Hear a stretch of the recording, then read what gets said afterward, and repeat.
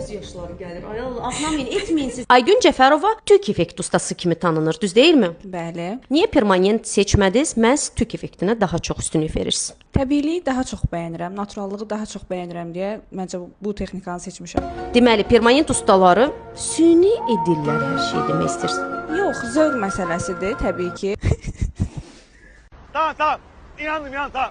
Müştəri gəlir, konsultasiya edirsiniz. Elə olur ki, müştərini geri qaytarırsınız.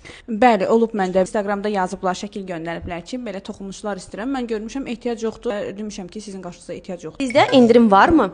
Bəli, hal-hazırda endirim var. Black nə? Black Friday. Konuşamıyorum işte siz hiçbir şey. Black Friday. Çok şükür yarabbim. Edəcəyik. Bir gün yox, hətta 3 gün olacaq. Niyə ağlayırsınız Aygün xanım? Artık kalbim durmuyor. Hoş geldin.